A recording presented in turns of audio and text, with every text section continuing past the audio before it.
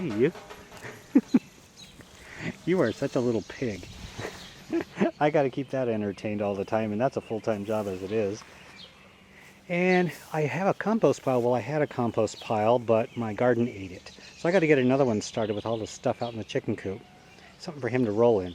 But I keep all the compost in here, but I keep a lid on it because there's a lot of rain, and I don't want it turning into this slushy mess. Not compost tea, compost sludge. And I use it sparingly because I have to use it to water the garden with. Ooh, there's a fly on my nose. Pan up. Can you see all the flies in front of the camera? Yeah, it's really just that bad here. Check it out. Ooh, that's the edge of my yard. But look at what's in the edge of my yard. Let's get a close-up. See? I have the tall stakes going in and about a foot into the ground, and then I have a shorter one that goes a foot into the ground. So I have 3 of them in each pot. Yeah, makes it real sturdy. I just love it. A long row of stuff. And over from Project Tomato, the main garden. That's the raised bed garden. Yep, I have to water that in the morning and sometimes in the evening, depending on what the temperature is. There's a lot of good stuff going on there. You're going to see that on the Praxis channel. Not here, on the Praxis channel. Let's keep panning to the left. I seem to be good at that. Underneath the apple tree is the pumpkin patch and also where the VoodooGarden is. Yep, I have a VoodooGarden growing there. Let's check it out. Right next to Godzilla pumpkin is the VoodooGarden. I buried that really deep. I didn't show you that, I don't think. Yep, this is the one I had growing inside, and I buried it up to its neck.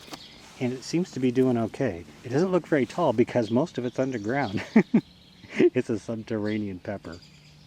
But right above it, keeps it shaded half the day. I love this thing. This is my apple tree. Yep. It's got little apples. I guess if I pruned it a little bit better, it would have larger apples. And I think they're Granny Smith type. They're the green cooking apples. Yeah, I don't know how I'm going to harvest this thing. I think I'll just kick the tree until they start falling down. Okay, down we go, down we go, down we go. Whoops. We see you, you fatty. This is my side yard, by the way. There's a lot of grass and a lot of clover. And dandelions, of course. Now I don't munch the dandelions. Everybody tells me, hey, eat your dandelions. Yeah, I'm sure they're delicious, but I have other food I can eat, so I just mow this and throw it into the compost pile or to the chickens. So it does serve a good purpose. Let's go to the front of the house. I want to show you something. Yep, take a look. More tomatoes. Oh, I got to get you closer than this. Yep, the other half of Project Tomato is in my front yard, and I have the same bamboo sticks holding everything down. My neighbors have been driving by really slow, and one of them actually walked up to my house and took a peek in there. I guess they thought I was growing a whole bunch of pot. But no, it's tomatoes. Quite a few, huh? And then over here, I have even more stuff to take care of. Take a look at this.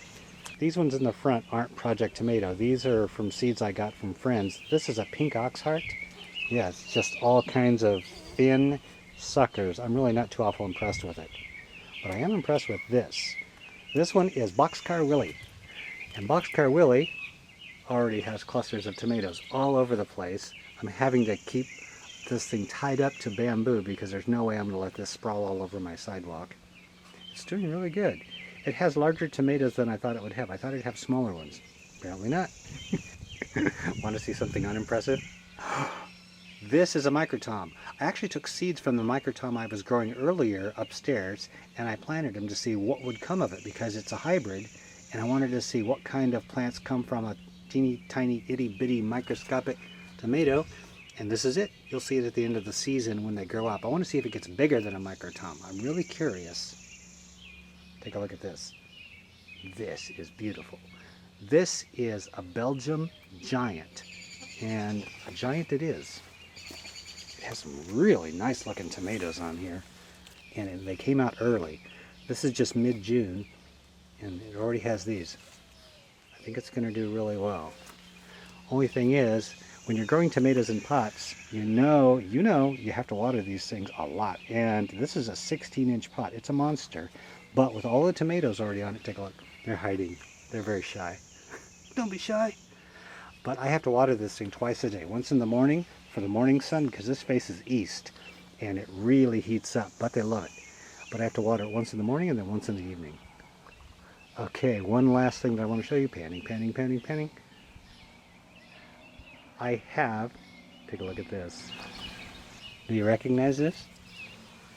Yep. This is loaded. Loaded. Did I say loaded? Yeah, I meant loaded with peppers. This is the jalokia that was upstairs, the one that I showed how to get higher yields by pruning pepper plants. Remember that video? Well, like I always say, proof is in the results. And this is what happens when I prune my pepper plants. Look at all the peppers. It is dripping in peppers, front, back. It's really, really tall, and it's doing fantastic. I think I need to give it another boost of nitrogen.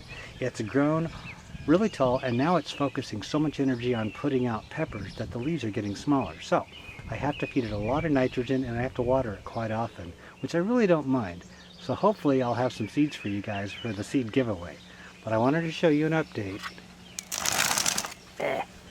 Pruning your pepper plants absolutely positively does work. My mornings are generally spent here in the grow room. I've turned the left side into my planting station, so I've moved all the plants and all the lights away and moved them over to the right. It helps me to be able to repot everything without bumping into plants, knocking things over, having all the bright lights over my head. I really enjoy it this way. But I've moved a lot of the plants over to the right. Let me see if I can pan without making you dizzy and seasick. I know it's pretty bright. Take a look at this. This is what keeps my grow room growing. Massive amounts of light. And I do this, like I told you before, because I don't have any windows. So everything grows underneath all of these bulbs. I have all kinds of good stuff growing underneath here, and it's going really, really, really well. I'm going to have to do an update on this for everybody that wants to see the update on the grow room. I'll show you this in my next episode. How about that? Now I wanted to show you this because this takes up some of my time as well. Usually my mornings I come up here with a cup of coffee and just have a really nice relaxing time watering the plants, transplanting, pruning, things like that. It's pretty fun. This is the Voodoo Garden. And one of the best parts of my day, I gotta say, the best part of my day, and I'm not kidding, I'm not just saying this, the best part of my day is this. I open up my mailbox and I get all kinds of letters, seeds, weird stuff in the mail. I love that. I spend my evening with the mail at my desk, and I just enjoy the heck out of this. Letters from like Lori, Dustin, Ray, Mike, who else? I know I'm forgetting all kinds of people. Jeanette. All kinds of stuff comes in the mail, and I do appreciate every single thing, but sometimes it does overwhelm me, so I don't get time to reply to some mail or to mention you online. But you know, if you do send me something, almost always I do receive it, and you can be guaranteed that I do appreciate it. So thank you, everybody.